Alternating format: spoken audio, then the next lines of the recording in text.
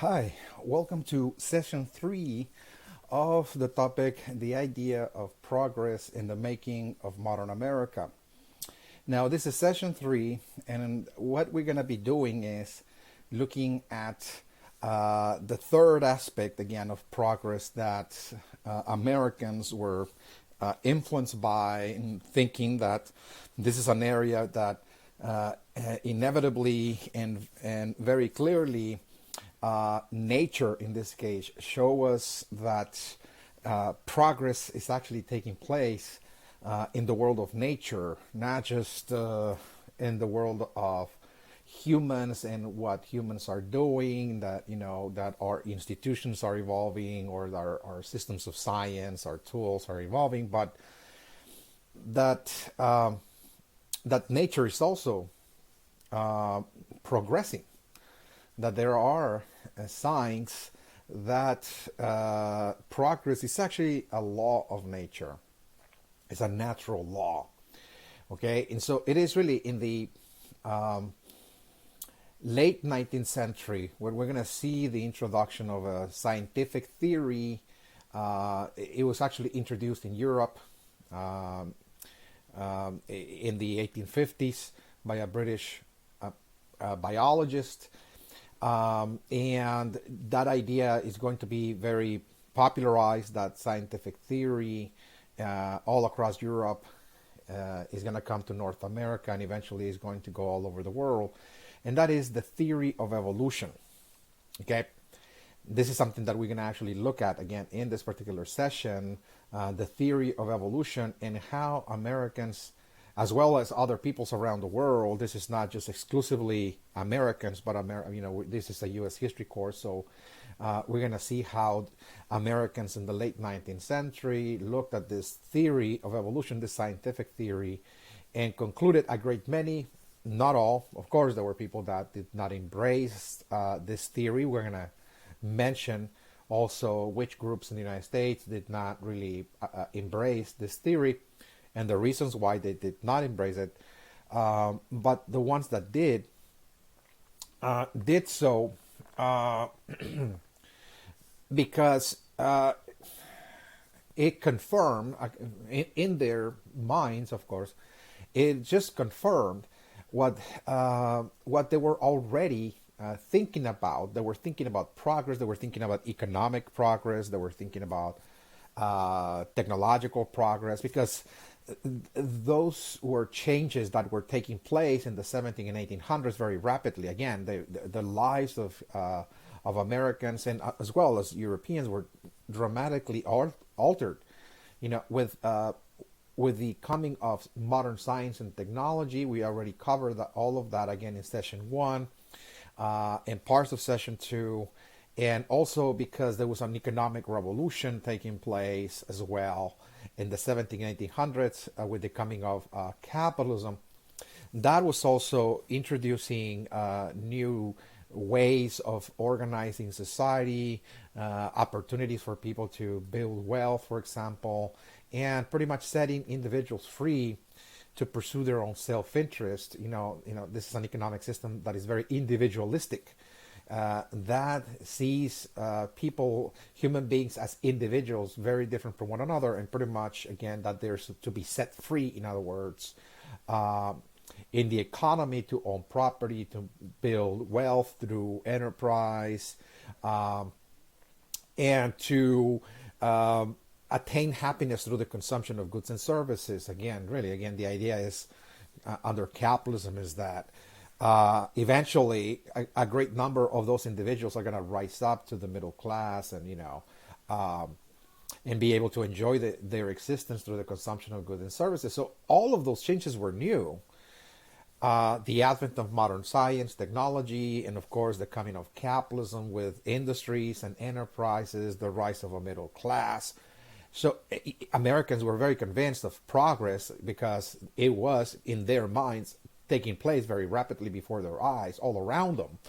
And so when this scientific theory was introduced in Europe in the 1850s, and it spread like wildfire across Europe and North America in the late 19th century, Americans, again, when they learn about evolution, a great many of them um, simply uh, reiterate, they confirm, okay, their beliefs about progress, because the scientific theory suggested that progress was something that was also taking place in the world of nature, that it was one of the laws of nature. In other words, one of the laws of nature was to make everything better. In other words, stronger and fitter and more adaptable to the environment, more survivable, in other words, okay? And so when they heard that, they said, "Oh, so this is how things work in nature. So what we're doing here, it's pretty much doing what nature is doing. We're progressing. We're trying to build better societies, a better economy, and so on. So this is just, again, doing nature's bidding. In other words, we're just simply in tune, in harmony with the laws of nature. We're also progressing the same way that nature is. In other words, so." Now let us go to our slide so we can actually look at the this is the third part of this topic, that is going to look at the theory of evolution.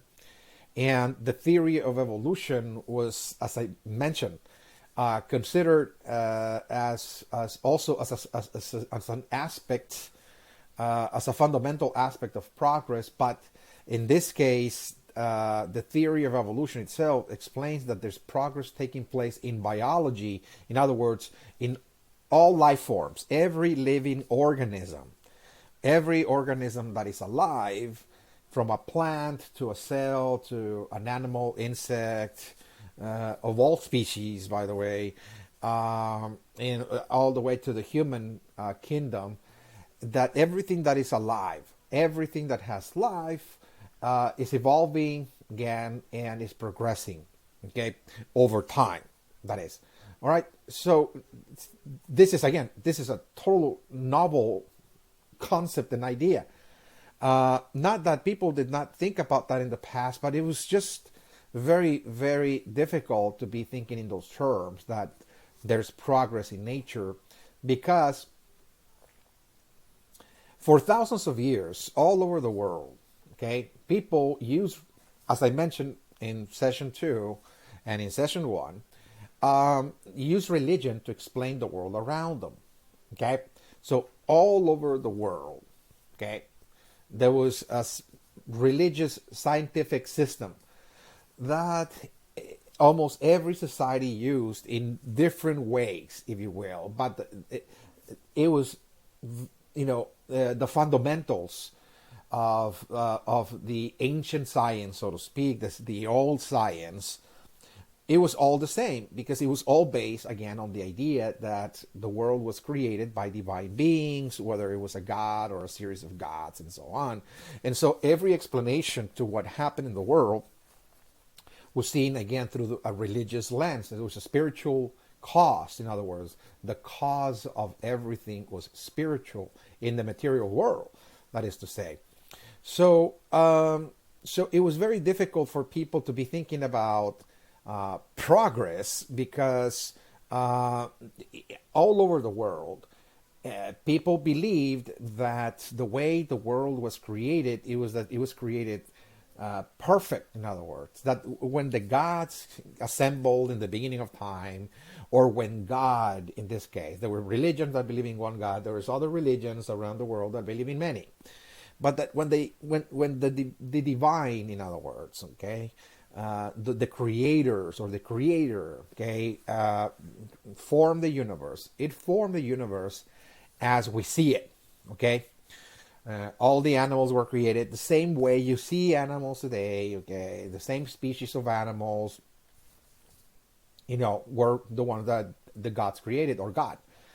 Okay, when you see birds, or when you see, the mammals, for example, those are the exact same species, that the gods or God created in the beginning of time.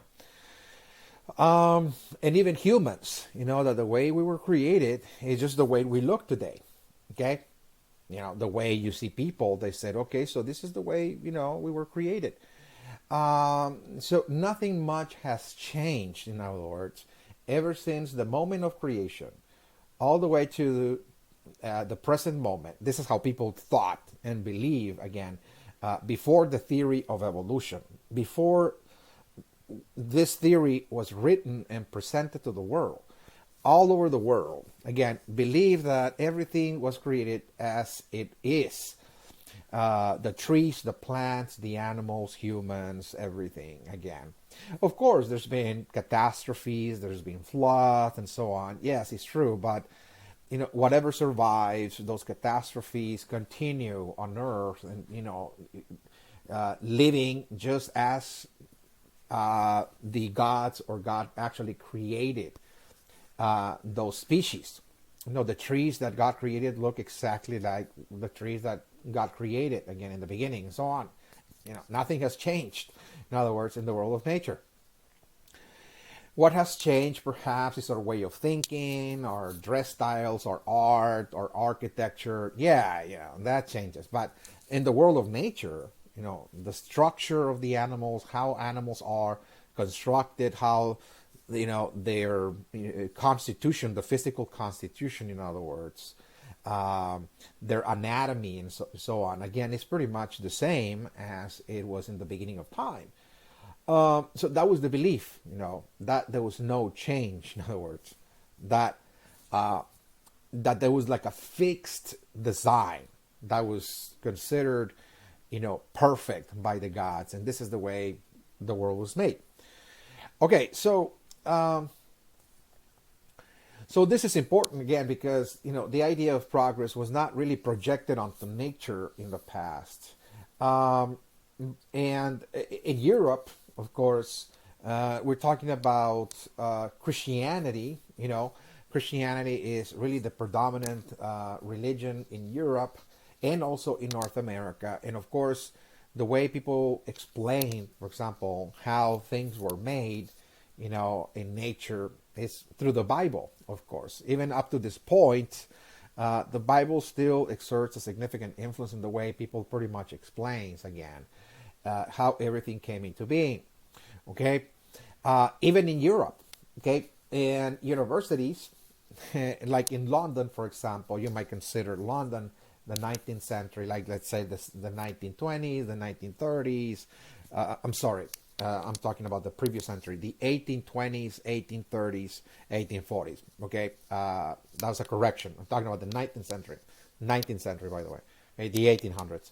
So when we go back during those times, we might consider, for example, London to be a very advanced place of learning, like the universities and so on. Well, consider this, that even in London, in the universities, again, in London, or in many places around Europe as well, universities were teaching, again, the story of creation of the Bible as science. In other words, that this is science, this is how the world came into being.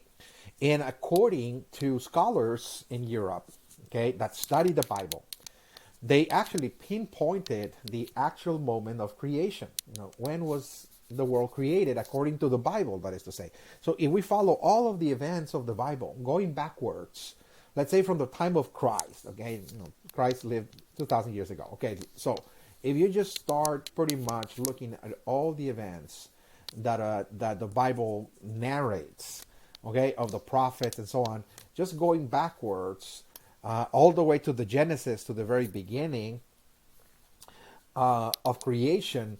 So scholars in London determined that the moment of creation actually, according to their studies and calculations, occurred on October 26th, 4004 BC. In other words, 4,004 years before Christ. So it's about 6,000 years old, in other words, the world, that is to say. And they even pinpointed, again, the month and the day as October 26th, in other words, that this was, when the world was created. Okay? So, and this was science, by the way. Okay, this is something, if you're sitting, for example, in a scientific class in Oxford, for example, in one of those universities, in London, this is, again, where you're actually taking notes of, in other words. Okay, so the world is not that old, according to this version of science, going back, let's say, to the 1820s, 30s, 40s, That is, again, what science was saying. Because people use religion even up to that time to kind of explain, how everything came into being. All right, so why this is important is because people, assume, when we're talking about, for example, Europeans and even North America, assume that, this is like the most accurate, way of understanding the history of the earth, creation, and, understanding the world of nature, meaning that everything that you see in nature is exactly the same way as God created the animals, the plants, the trees, humans, and everything else. We have the same anatomy, the same structure. There's been no change, in other words, in terms of our anatomy. The same way. And when you see an animal, for example, you see, okay, this is, that structure, for example, let's say, a cow or a horse, etc. This is, again, how God created that species, exactly like that. Okay, in the past, everything was created that way. Okay, because everything was created perfectly. Everything was created according to a very fixed design. In other words, like a divine blueprint. Everything was fixed. Everything was perfect. In other words, that has suffered no change. In other words, okay, over time. Okay, so I'm actually really kind of presenting like the background for the coming of the theory of evolution, because it's important to know how things were before there's going to be a change, in other words. Okay, so if we are about to talk about change, for example, how the theory of evolution is going to change the thinking of people in terms of looking at progress and so on, well, we have to look at how people thought before the change. So we can draw a comparison. Like, look, this is before, this is after. Okay, so this is the before, or the world as it was, before the advent of evolution. How people actually thought of the natural environment, nature, species of animals, etc. What was the basis for their understanding was mainly biblical in this case. Okay. And so people saw perfect order, in nature, because that was the fixed design, in other words, that God had created since creation. And once again, when you think about it, the history of the earth has only been about 6,000 years, according to this version. Okay, and all of those ideas are going to be challenged by scientists. Again, this is going to be particularly one scientist that is going to pretty much open the floodgates, if you will, for more and more scientists to challenge, of course, those biblical stories and propose a whole new way of looking at the history of the earth, the moment of creation, how everything came about, and beyond that, how everything has changed ever since creation all the way to the moment of today. So what caused this change? Why is it that we're going to see scientists challenging those biblical stories? I want to say that it was not just because they did not believe in God, or because they were just challenging religion. It was not just that. Again, you might argue that, well, a lot of scientists are following a very materialistic, of course, view of reality, right? They don't take into account, the soul or God anymore. Yeah, so they're very materialistic, of course, it's true. But what really caused scientists to question those biblical stories was that the new revelations, again, of the Earth's history. Okay, there were something new being revealed during the 17 and early 1800s that forced scientists to ponder upon those revelations, make sense of that, and their conclusion was that the Earth has to be much older than 6,000 years, and that we're not really talking about more, hundreds or even thousands of years. We're perhaps even going to think about millions again of years old, and that there has been plenty of change, okay, taking place, in the world of nature. That contrary to the assumption that there has been no change, that there was significant change, of course. So, what actually was revealed? Okay, so what was the Great Revelation? Okay, the Great Revelation is, again, there were new discoveries about the Earth's history. Okay, the Earth's history. Those revelations or discoveries came about when people were actually digging into the inner layers of the Earth in the 1700s, early 1800s, looking for coal. Okay, the Industrial Revolution was taking place during this time. There were factories, railroads that required coal. Okay, coal was the fuel of the first industrial revolution in human history. Coal, and so to power up the factories, the steel plants, and the railroads, you needed coal. So people were looking for it, and people were digging, of course, back in England. Particularly in England, we're going to see some discoveries, and later on in France as well. And yet, suddenly, again, there's going to be all over Europe people digging for gold and coming across something that was totally hidden from sight, that presumably humans had no idea of. That if, there's any records about dinosaurs, they were all destroyed. The only records, again, of dinosaurs were precisely those that were buried underneath the earth, that were trapped in underneath, and because of the mineral makeup and the chemicals in the soil, many of those bones were preserved again for to be unearthed during this time of the Industrial Revolution. And again, the mining engineers looking for coal suddenly are now coming across this record. This is a historical record of something that existed. We don't know at this point, how far back, those creatures existed. But initially, people just don't know, how old they are. All they know is that those are creatures that are just gigantic in size. No, those are superstructures, in other words. Larger than elephants. So what are those structures again? What are those fossils? From what kind of animals are we talking about here? Okay, so again, the mining engineers eventually, of course, are going to notify the authorities, and we're going to see now a new branch of science again is going to be created to actually make sense of those fossils, those remnants, those remains, again, that are uncovered by the mining engineers. And this field is called archaeology. The field of archaeology is going to be born.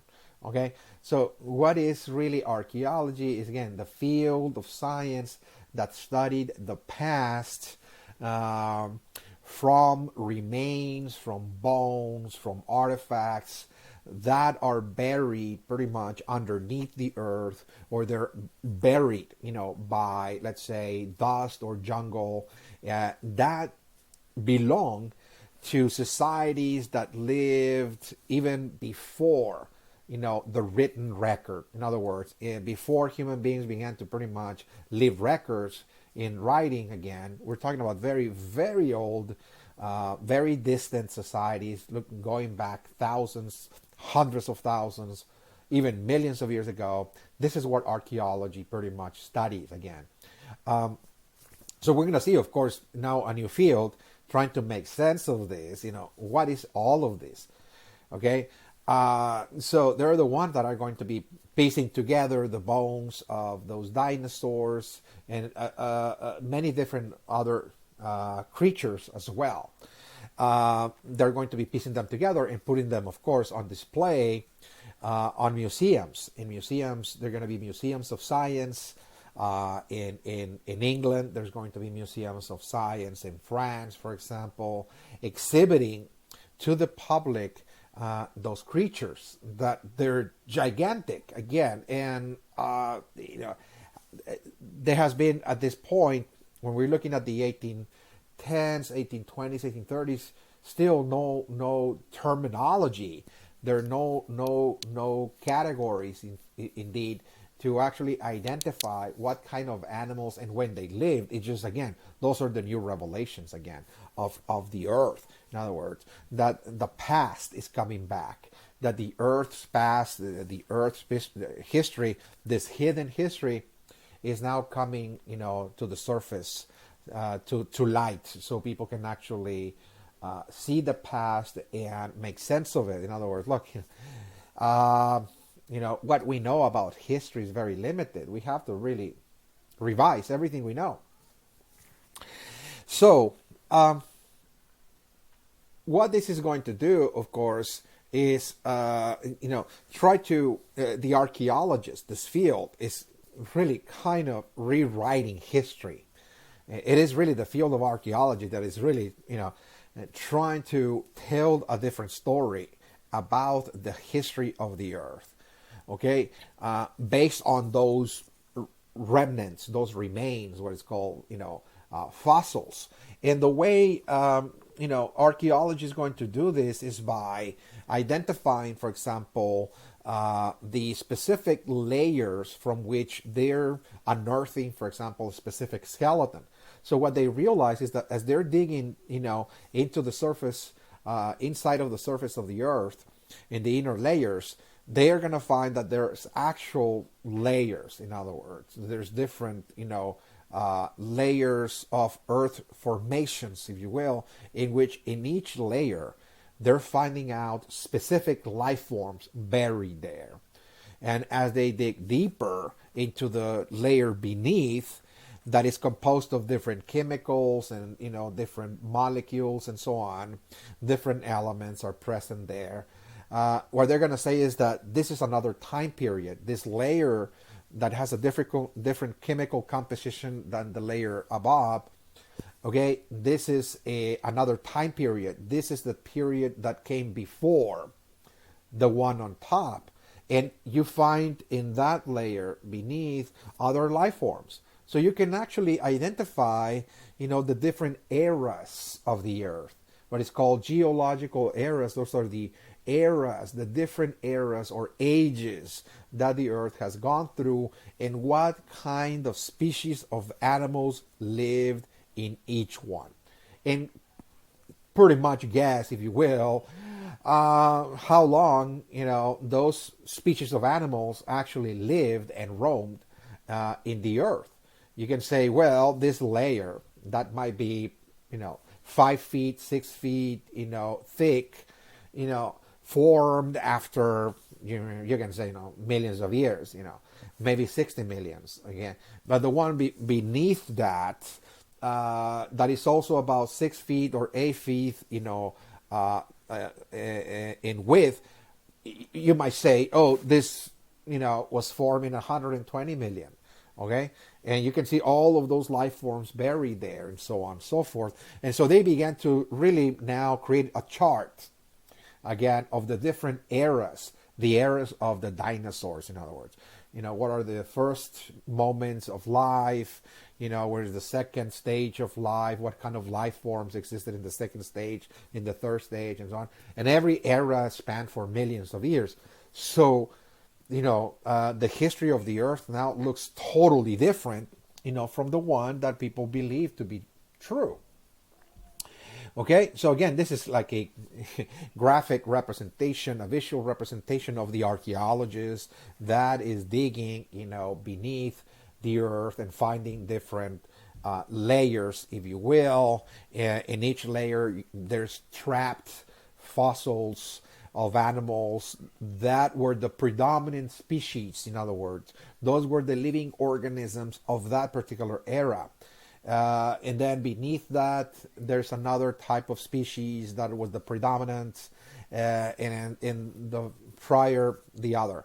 So again, what they're pretty much, saying here is that, one of the top layers contain species of animals for the most part that are like the mammals. In other words, mammals, different kinds of mammals you can find there. Even those that have become totally extinct, there's a lot of mammals that are totally extinct.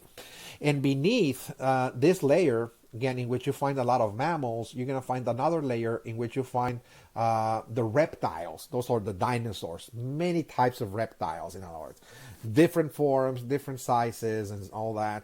There's another layer. So what that means is that before the mammals came in, to the earth, and when they emerged in history, there was the era of the reptiles. That is to say, those are, again, the dinosaurs. And the dinosaurs went through many stages as well. Again, it was not a single era. There was really also layers and so on and so forth. And what they find is that when you go all the way to the very, very bottom, again, of everything, one of the first layers when you find fossils, again, you find fish, marine life, in other words. So that led the archaeologists to assume that when life was created on the planet, it was created in the water. It was created in the ocean. That is to say, that it is from the ocean that life emerged.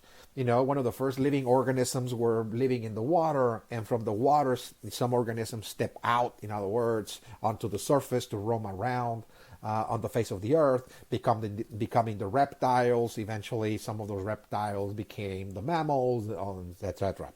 Okay? So the deeper we dig, they said, the farther back we see in time. If you really want to find out how far we have gone, in terms of the species, the life species, again, of animals and humans and everything alive, all you need to do is just dig deeper, or because you'll find, again, the answers there, the remnants, the remains, and so on. So they're now, the archaeologists, putting on display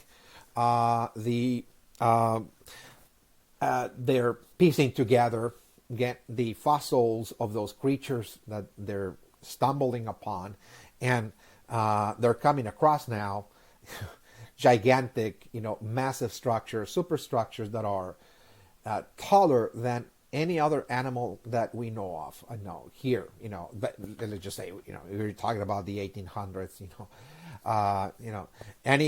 any animal that you can actually come across, cannot match, whether you're talking about a rhino or you're talking about, an elephant, a giraffe, for example, which are the tallest, the most massive, of course, animals that we know of. There's no match, for what today we just simply call the dinosaurs, or a T-Rex, for example. Okay, but people didn't know what they were. So in those museums, when people walked into those museums, they will just simply witness, again, the display of those bone structures, and there will be, a certain announcement that will say, is this a giant rodent, like a giant rat, for example, or is this a lizard? In the popular culture in Europe, there were, of course, people that actually suggested that those were actually the remnants of dragons. Okay, because the legends of old, of course, in Europe always, always told of dragons, flying, creatures that will, shoot out fire and so on and so forth.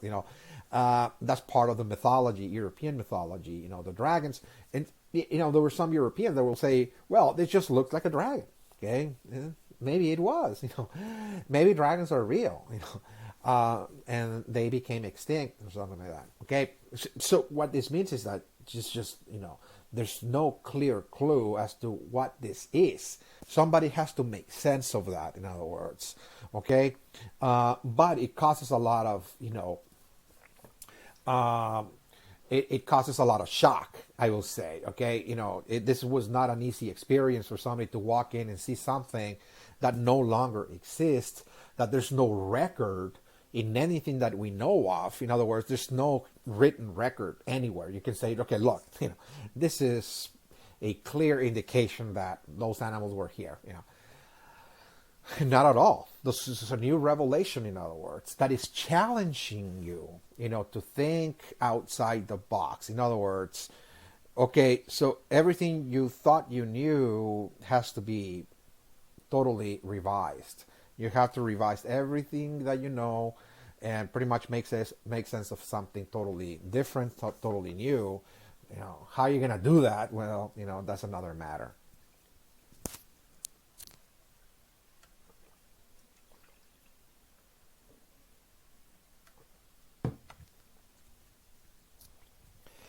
So at any rate, this is another creature that was actually exhibited again in those museums. This is even more, mysterious. This is very different. What is it? Is it a mammal? Is it a giant reptile, or is it a blend of that? Okay, so this is something that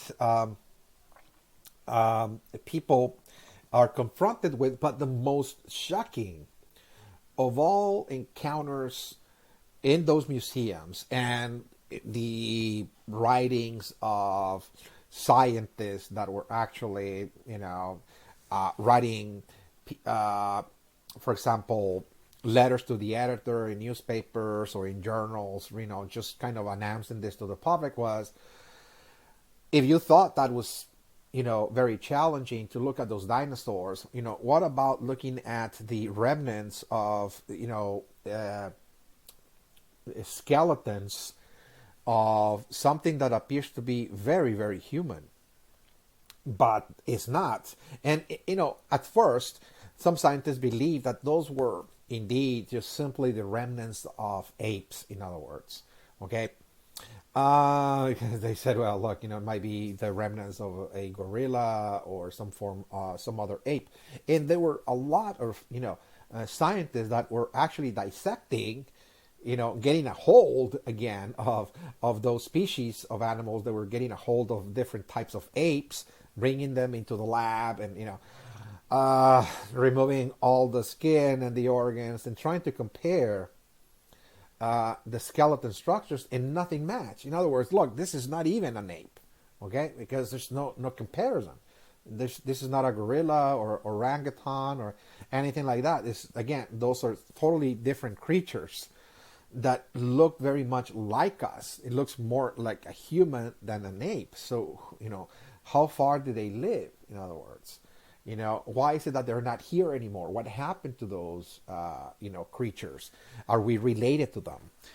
Is there any direct ancestry links between us, the present-day humans, with those what people call them humanoids? A humanoid is like a human-like. Okay, that's what that word means. Like a human-like, creature. It looks very, very human, but we don't want to call them human because they're not exactly like us. So that we call them humanoids, in other words. So, are we related to them? Or are we something completely different that came later? In other words, did they die off? And then, we came after that? Okay? So this is really, shaking people's minds because they just don't know what that is. And a lot of people are very anxious. They're panicked, as a matter of fact, because they are now confronted with challenging or questioning their religion, because they said, well, why the Bible doesn't talk about this, in other words. Okay, so a lot of people are going through a panic attack because they say, well, why is it that the Bible doesn't talk about the dinosaurs or those humans? In other words, what happens? So, of course, they said God created all of that, but, why did God destroy them? In other words, is it that, this is, again, something that people were thinking, this does not reflect my own thoughts. It's just, this is something I've read and researched extensively So going back again to the people back in the 1800s, a lot of religious people were trying to make sense of those discoveries, because those discoveries were just too much, in other words, to ignore. If everything that about history and creation and nature is based on the Bible, so people will say, why is it that the Bible doesn't talk about this type of creation? In other words, so what they will say is, well, that God really created that, but maybe what happened is that God had to destroy them in order to make something different. So this has been going on and on and on. So again, this is what a lot of people are actually thinking, that, well, maybe God decides to destroy something and create something new, in other words. So again, so people don't have clues, they don't have answers. That's what I'm trying to get at. They have more questions than they have answers. Okay, this is very, very, very clear. However, what most people are thinking about, whether they're fascinated or they're shocked or whether they're panicked, about what's going on, the common link, the common denominator, between all people, is that for the first time, people are thinking that, and they're considering very seriously, that this idea that nothing has changed since the moment of creation, that's not real. Okay, that regardless whether people were very religious or they were very scientific, it doesn't matter. That those revelations, what that reveals, okay, those discoveries, is that there has been plenty of change taking place, okay, in the past. A lot, more so than just, some minor change here and there. There's been plenty of significant change in the way life appears on the planet. The kind of life forms, the kind of species, the kind of animals have changed dramatically. Now, what has caused that change? Still, this is something that science will have to resolve. But undeniably, what people are thinking at this time is time and history brings change. In other words, nothing stays static. Nothing stays frozen, in time. Change is inevitable. Okay, it is. As a matter of fact, when you study history, you're studying the history of change. Okay, more so than anything else, how things change and why things change, because that's what history is. It's just a series of changes, in other words. So the historian is more involved about, why we change and how, so again, this idea of a fixed design that was perfect, and that the species that you see on Earth are the same ones that God or the gods created, this assumption is now being questioned, in a very, very significant way, because there's been plenty of change, in other words, taking place. Okay, so somebody will have to come along. There has to be, of course, a scientist that will have to come along and say, okay, so why has things changed? Okay, what brought change? Why is it that we're going to see significant change taking place?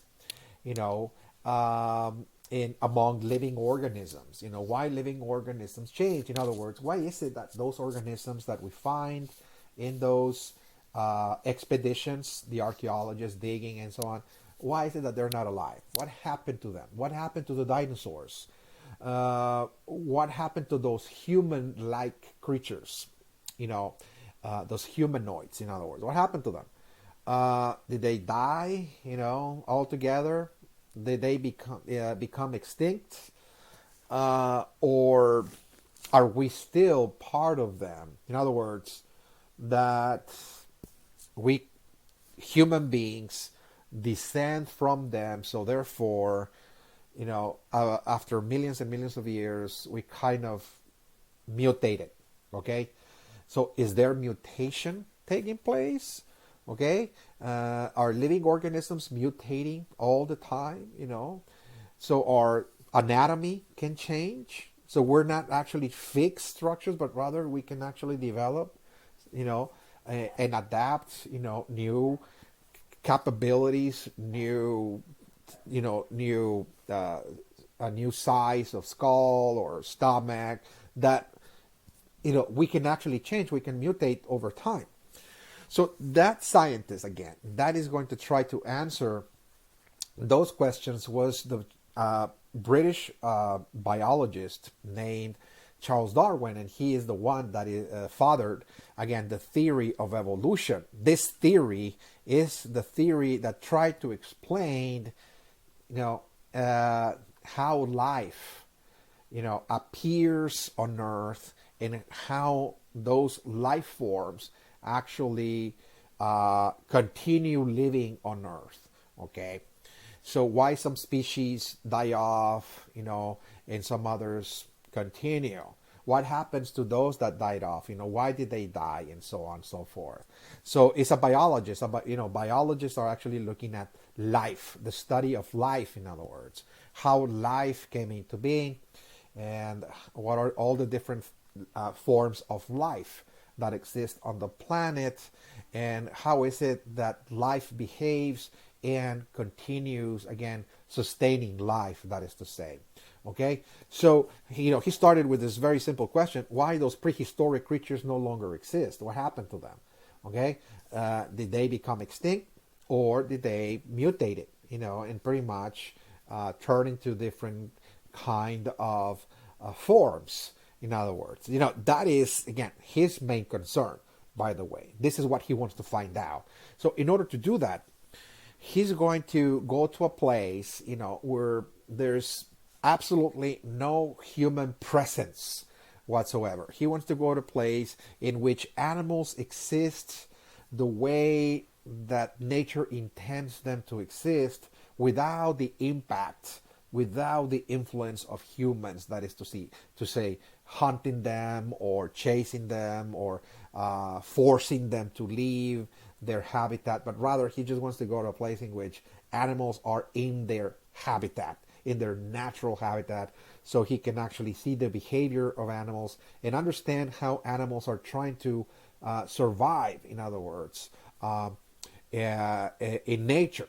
Okay, so he chose this island called Galapagos, island off the west coast of South America. It is right here, the Galapagos Islands, and he's going to spend a number of years going there.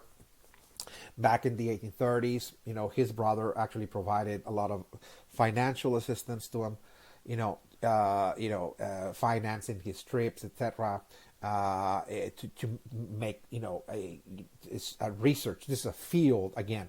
So he's going to make material observations in the world of nature. He has to witness the behavior of animals, write notes and so on, again, in order to pretty much frame some form of explanation as to how is it that animals actually survive.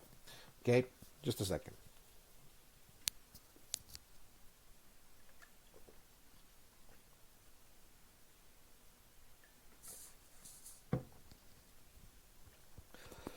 So after he goes there for several years, he's going to actually elaborate upon this understanding of mutation.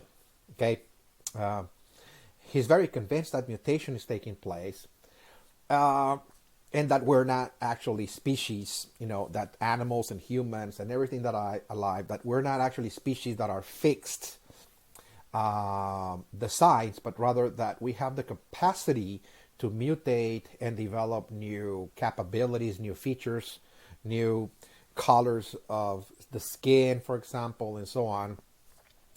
And that comes, of course, from a struggle, of course, from our interaction, in this case, in the environment. That it is our interaction with the environment and the struggle to survive in the environment that forces to mutate. Again, so he's actually, the way he's going to start building again this theory is by This just came after actually, moving from island to island. There's a series of islands. The Galapagos Islands is not just one island. There's a series of islands. And what he noticed is that a specific species of bird actually, thrive and lived, in all of those islands, but the same species of bird, of the same bird, have different colors and different features depending on the island that they lived, in other words. Okay? And the reason why that was is because every island was slightly different in terms of the food supply and in terms of the predators that certain animals were faced with. And so those islands in which the predators were more fierce, more present, the birds or other species of animals that were the prey had to defend themselves more. So they developed certain claws that were larger, for example, to defend themselves, or develop certain colors of their feathers to hide themselves, and so on and so forth. In other words, that something caused the same species of bird to mutate again in a different island, from the others that in which those predators were not that threatening. So therefore, the same species of animals pretty much develop different variations. In other words, depending on the conditions, the environment, the predators, the diet that existed, in each one of those islands. But this bird actually had a common ancestor. In other words, this is the common ancestor theory. That what he said is that, oh, wait a minute, we all share a common ancestor, but when we disperse and we go to different places and we start adapting to different environments, even though we descend from the same ancestor, we mutate to actually adapt to the conditions of the type of environment that we're confronted with. In other words, this happens not only to birds, this happens to pretty much every species of animals, including humans, in other words. The common ancestor, for example, of the dog is the wolf. Okay, that's the common ancestor. And presumably, again, the wolf started dispersing, moving into different places of the globe, and begins to mutate. Okay, so that's why we have so many variations of dogs, because every offshoot, again, of this original, ancestor, the wolf, went into different directions and confronted different challenges, different experiences, different climates, different diets, and so on, and really started mutating to look different according to the environment, how that animal was actually adapting to a specific environment. In other words, so what he actually concluded is, look, we mutate, all living organisms mutate, because what every living organism is striving to do is survive and adapt. Okay, is adaptation and survival. Again, adaptation and survival is key for this understanding. We're always trying to adapt and survive in an environment. It's called environmental adaptation. Okay, we have to adapt to an environment that has specific conditions. And we have to adapt also to an environment that might be hostile, because there might be other creatures, other species that are threatening. So we have to defend ourselves. We have to run fast. We have to hide. We have to develop a lot of skills and so on in order to actually survive, in other words. So whenever we're pressured by the environment, again, to survive, this is when species mutate and there's biological change, that is to say. So every species mutates and mutates all the time, in other words. Okay, so this is, again, his basic underlying idea that the environment causes, again, mutations, of course. And, of course, in terms of the dinosaurs, what he actually believes is that the dinosaurs did not go anywhere, but they simply adapted. In other words, look, something happened in the environment in the distant past that caused those massive structures to reduce in size. They didn't really die off. What that happens is that maybe the food supplies went down. Okay, they used to eat a lot of food because it was abundant in the earth. The environment pretty much, provided that to them. But something happened to this food supply. Okay, there was probably a catastrophe. Something happened again in the distant past that reduced the capacity of the earth to produce all of this food for them. And so the dinosaurs had to adapt to less food. Okay, eat less because there was a shortage. And as this was going on for hundreds and thousands of years, they started shrinking, in other words, in size. Okay, slowly but surely started mutating, shrinking, and they became the reptiles, in other words, the lizards, the chameleons, the iguanas, the reptiles, the crocodiles, and including the birds. Even the birds came from, again, from the dinosaurs, according to Darwin. In other words, that was the mutation. In other words, environmental adaptation. It was the struggle to survive. In other words, in the environment. So he wrote this again, all of those ideas in this book that turned the world upside down, called The Origins of Species, in 1858. This is where the theory of evolution, okay, was presented. Darwin's version of the origin of life and the origin of species. That life originated in the sea when a lightning struck the ocean in the distant past, millions of years ago. He said a lightning, once again going back to lightning, electricity, the force of creation, that it struck the ocean and some chemicals were present, and that created the very first cell, according to him. Again, this is his version. Once again, I'm not really here saying that this is the supreme truth or anything. I'm just saying, look, this is what the book says, of course. And this is why this shook, of course, the world and turned it upside down, is because he had a whole different explanation for the creation of the world and the creation of the first life forms that was not based in biblical explanations. In other words, he's not using the Bible, he's not using religion, he's not using spirituality to explain the origin of life. He's just a science that is trying to explain everything materially, in a very materialistic, mechanical way. This is the new science, again, modern science.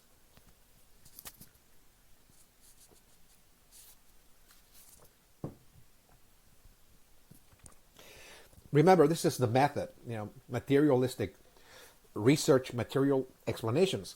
So, in The Origin of Species, in this book, he's pretty much using more a mechanical explanation. So, the mechanism for the creation of life was the lightning, electricity, striking the ocean at the right moment when there were certain chemicals. The temperature of the earth was perfect for the emergence of cells, and some cells were created there from that lightning, and those cells began to divide. It was actually one cell created in the beginning. That was the first life form. It was actually one cell, like a seed, like the seed of a tree, in other words. And so that seed divided into two, and they were kind of identical, and came together, like made it, if you will, to create a third organism. And the third organism, the third cell that was created, was more complex than the original one, in other words. And the same thing happened to the third cell. It divided, into two equal parts, came together, made it, and created another more complex organism. And this is how, like, you can see the tree of life, from the first tree, from the first seed of the tree, we're going to see now, of course, the emergence, again, of life, the tree of life. And it all started in the ocean. There were many living organisms in the oceans first, fish and algae and so on, bacteria, parasites, etc., all in the ocean, and after millions of years, some of those organisms stepped out onto the surface of the earth, adapted, again, to the climate, to the conditions of the environment outside of water, and began to pretty much evolve, okay? on the surface of the earth, and that we're going to get, of course, the emergence of reptiles, of course, the dinosaurs, that is to say, the dinosaurs of all sides for millions and millions of years. Again, we're not talking about a simple, immediate process, but millions of years. Okay, and then after that came the mammals, and of course, leading up to, of course, humans. This is his idea. Okay, this is his interpretation. I'm not here saying this is, finally the ultimate truth. This is just perhaps something that, a scientist just, kind of concluded happened. But again, I'm not here to say this is it, in other words. Okay, science always evolves. So maybe the science of the future will frame it in totally different and discover something different, of course. We're always revising what we know. So at any rate, so life has evolved from simple organisms to very complex organisms. So there's been progress, in other words. The progress is that, according to Darwin, is that the way life started, it was so simple. It was just a simple cell. And ever since that cell existed in the water for millions of years, it has multiplied into different kinds of forms, and each time it multiplies, each time it brings a new one, is more complex. Okay, it's more and more and more complex over time. So there's progress. In other words, like there's improvement taking place, and like nature has like a certain project of building up, more and more structures that are supposed to be more complex than the ones before. Okay, so there's even, according to Darwin, progress taking place again in the world of nature.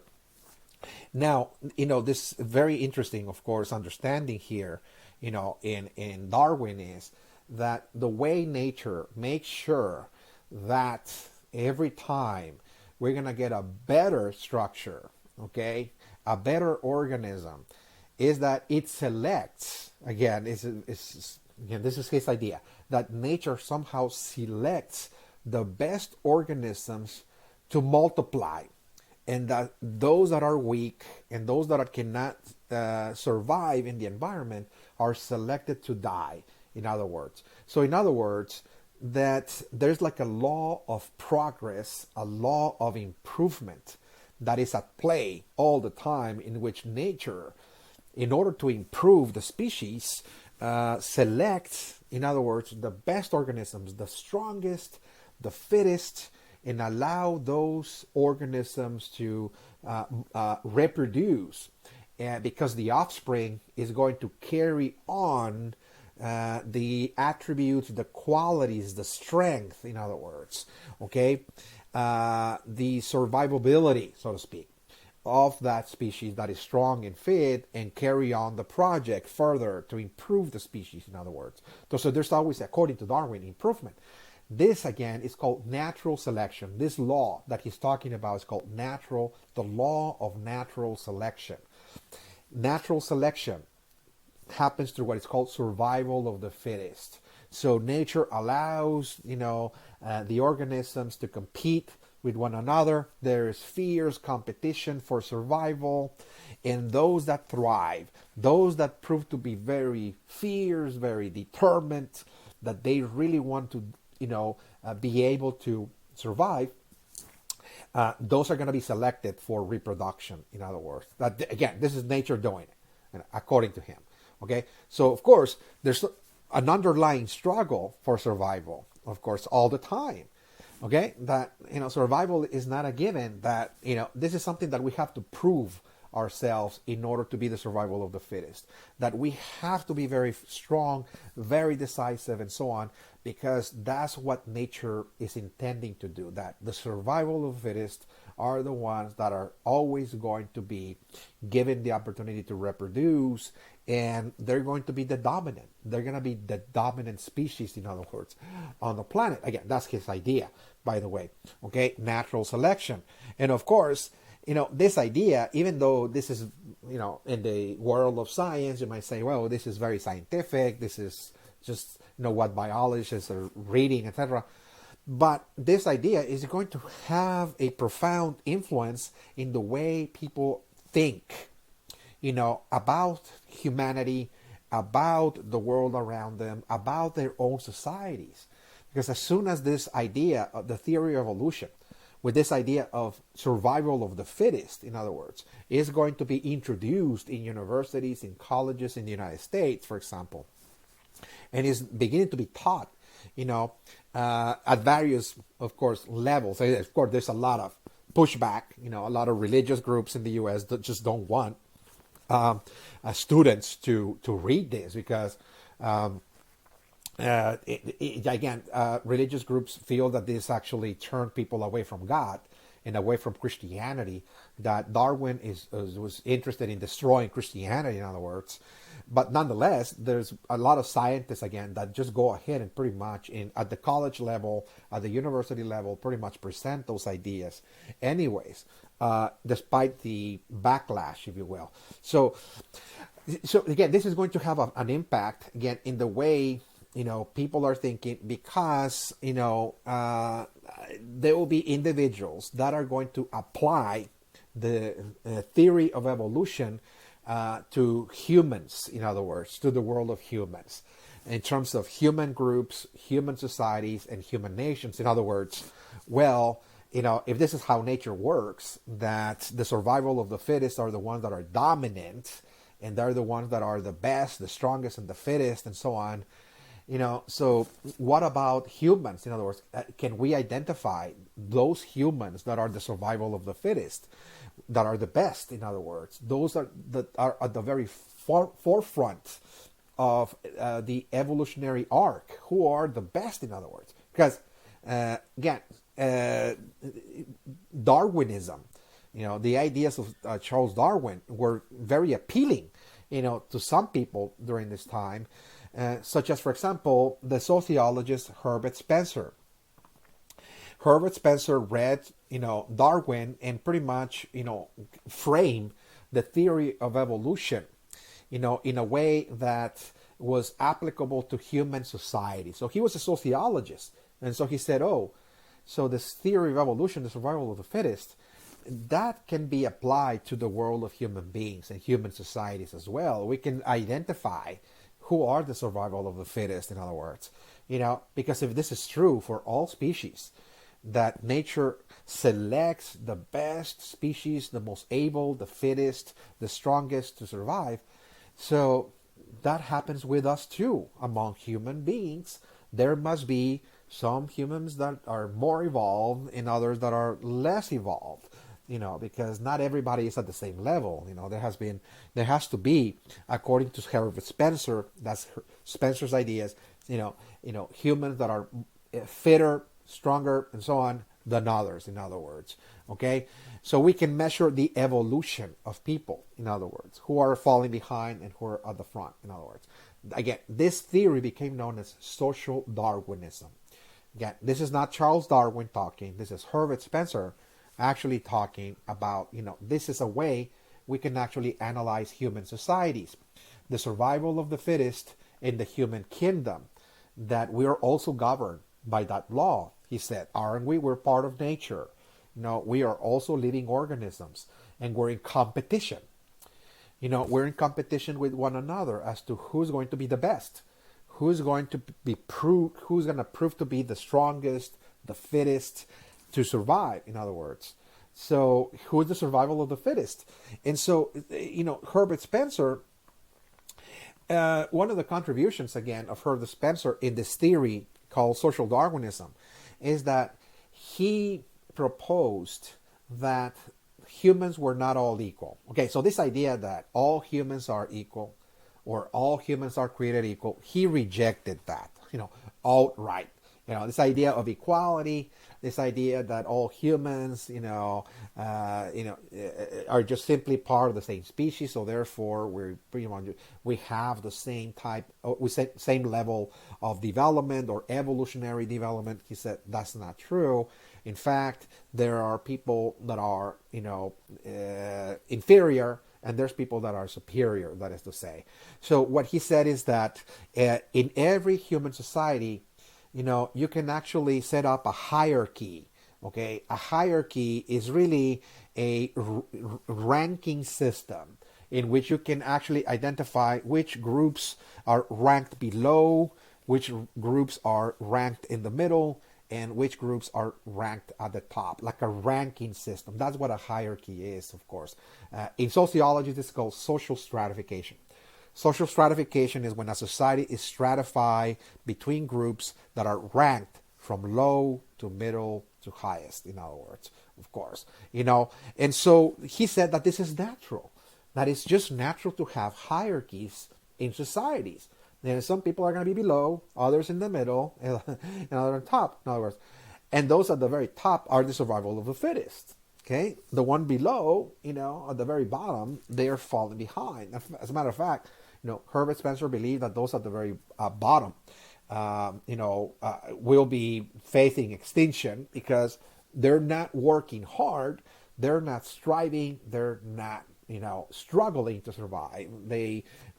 Nature are going to select them, in other words, to face off, in other words. Okay, that's his understanding. So what he said is that social classes, this idea of social classes like a working class, middle class, and upper class, he says it's just natural, because some people are ranked below in the working class, others in the middle, and the upper class, of course, in a capitalist system, he said, is just the survival of the fittest. So the higher you go, again, in the social class system, in capitalism, the more you prove, that you are the survival of the fittest. Now, so this, idea resonated, with the ideas of capitalism, of social classes, in other words, because it just, again, it kind of indicated that that was the natural order, of human beings, ranking them, in other words. But he also proposed that races of people and nations could also be ranked from low, middle, and higher as well. Okay, now when you look around the world, you're going to find a series of different races, racial groups, and so on. And he also believed that there were differences between them, that some of them were more evolved and others less evolved, in other words. It's the same with nations.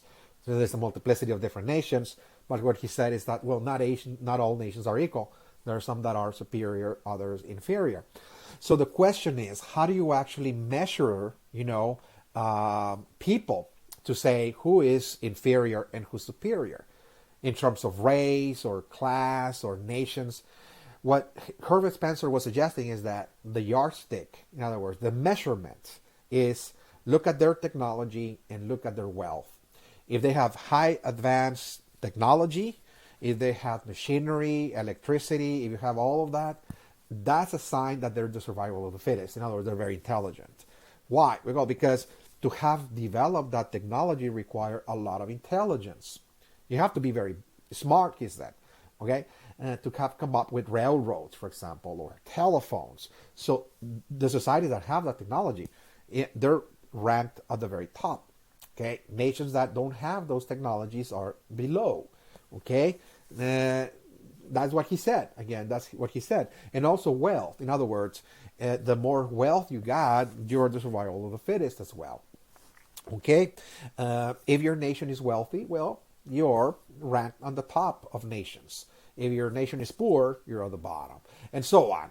Again, so this is his own idea. So what this is going to do is convince the Americans that they were on the right path, that look, all of this technology that we're creating, and all of this economic, development, this economic success, again, with enterprises, etc., that this is what we're supposed to be doing. We're supposed to be actually doing this because, this is just a sign that we're evolving, that we're becoming the survival of the fittest, in other words. So it's important to do what we're doing, in other words, okay? So, of course, there's going to be a religious backlash. With this, we conclude this topic, just looking at very quickly at how much time we got. We still got maybe, a few minutes. So you have to see that, there's going to be a backlash, of course, to those ideas that Americans are taking for granted. Americans embrace, of course, the ideas of social Darwinism because it kind of inspires people to go ahead and follow again this path of a high tech civilization, to trust more science and technology for solving problems. The problems of the world can all be solved with science and technology. So people are now moving to this camp more and more, Americans, because it's not just that it was convenient, but because now there's a theory, okay, the theory of evolution that is telling them that this is a sign of progress. This is a sign that you are ranked at the very top of the ladder when it comes to the best species, to the best humans in this case. That you're proving to be, a very advanced human being, smart, strong, fit, decisive. You're going to be the survival of the fittest, in other words. You're going to be dominant and all that.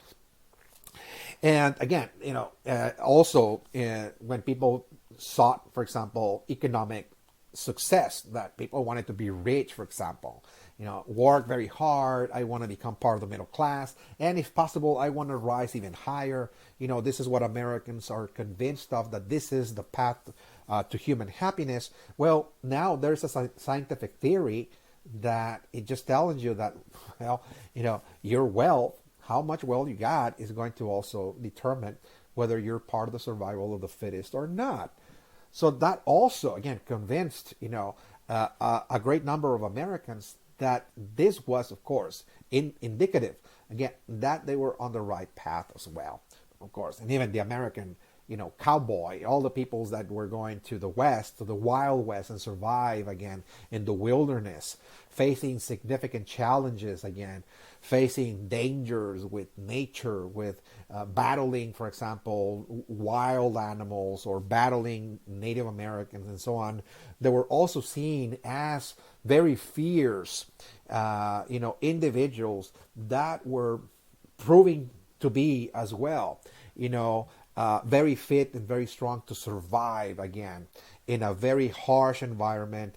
And there was a lot of praise to all of the Americans that were moving to the Wild West, because people felt that they were going to become the survival of the fittest as well.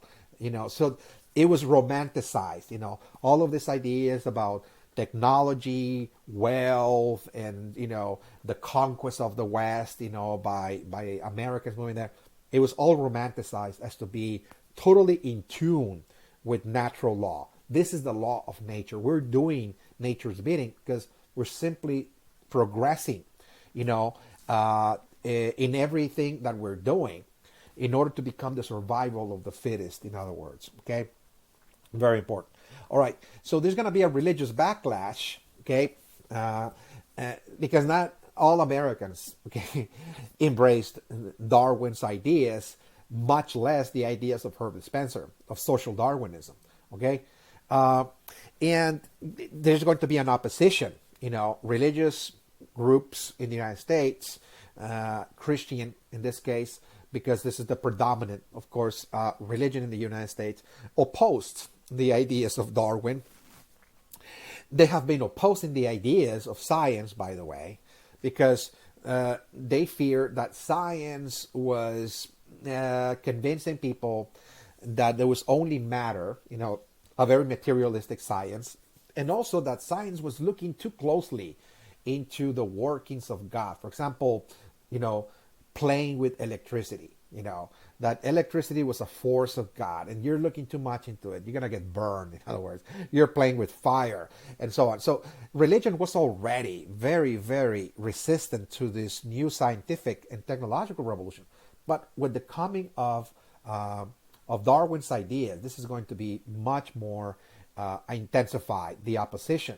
The ideas of Darwin discarded, the creator when it came to the creation of life on Earth. That for the first time we got a scientist trying to explain how life was created, and his story doesn't include a maker. There's no creator. There's no divine being. Although I should say there were some Christians, okay, that suggested that lightning that struck the ocean to create the first cell as God sent it. Okay, so It was actually God that formed the cell, sending the lightning. So there were some Christians that will say, okay, look at Darwin. Well, he might not mention God, but who's doing this? Okay, who sent the lightning? At what time? How is it that cells are dividing and forming organisms? What is the hand that is guiding this process of evolution? In other words, okay. So some Christians even, were able to mix the ideas of Darwin with God, but others just didn't, because the fact that Darwin is not mentioning, of course, a maker or creator was just unacceptable. The idea that in the moment of creation, the creation story of the Bible was totally questioned and discarded, that we come from Adam and Eve. uh, Darwin doesn't believe in Adam and Eve, that we come from this tree of life, going back to the ocean and so on, the cells and the organisms and all of that we came from that. So there's no Garden of Eden, there's no Adam and Eve. So again, religious organizations in the U.S., were very horrified that there's no creation story where God clearly, makes the world and makes, of course, the humans' ancestors. And of course, this, debate between science and religion in terms of the Darwinian explanation of life was centered on something called the creation versus evolution debate. Are you in favor of the biblical creation, or you're in favor of the evolution, the theory of evolution of Darwin? That was a debate that raged on and on across the country. Okay. And last but not least, again, I just want to pretty much point out, one of the most important points that the religious organizations in the United States presented against the story of Darwin, that perhaps are the arguments that they presented that does not really involve necessarily, debating the scientific ideas necessarily, but what this theory can potentially do to society, in other words. Okay?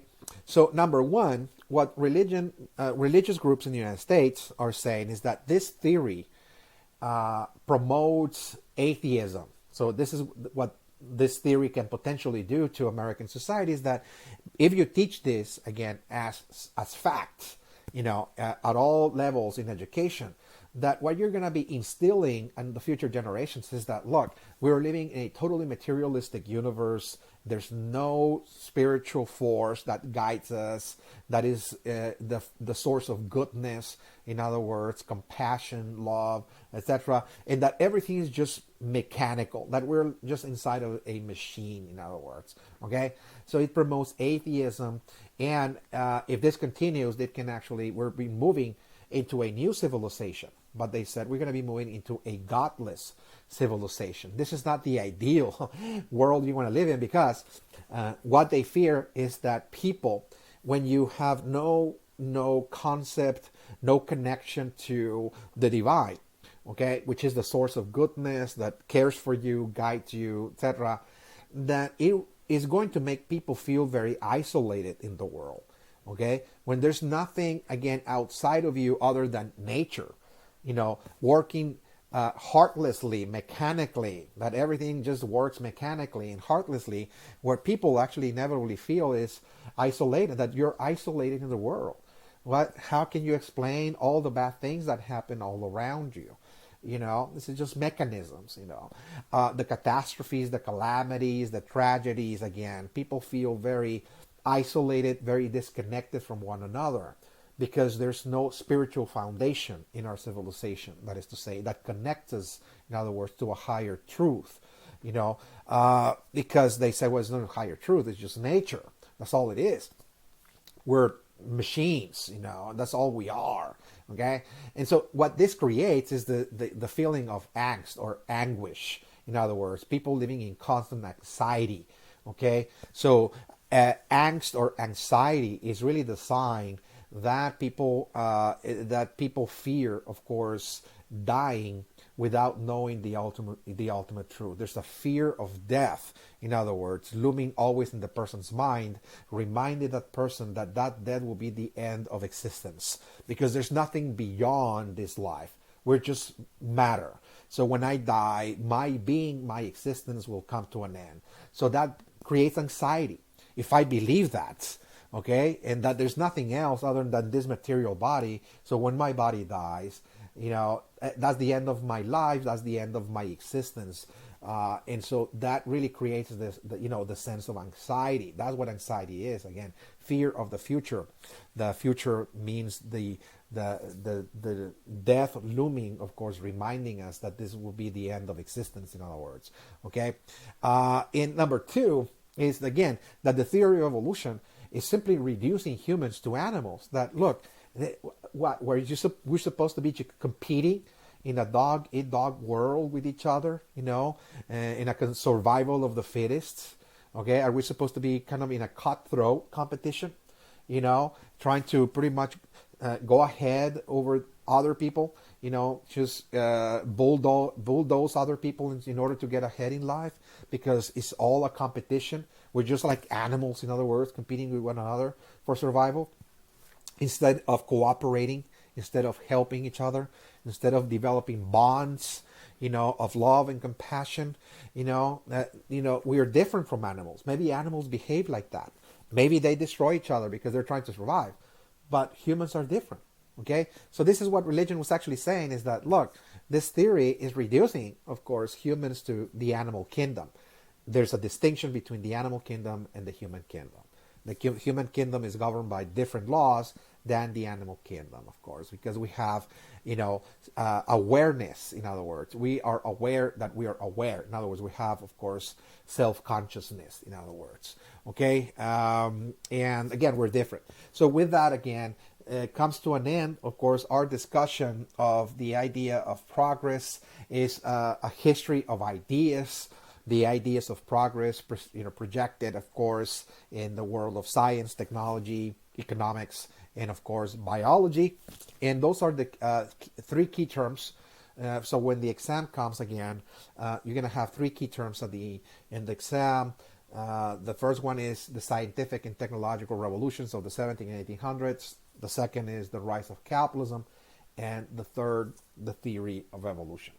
This is all I have for you. With this, we conclude this topic, and we're now moving to the following topic, looking at the transformations, the social and economic transformations of the late 19th century. Okay, this is all I have for you, and I'll see you then in the next topic when we come back. All right? Thank you.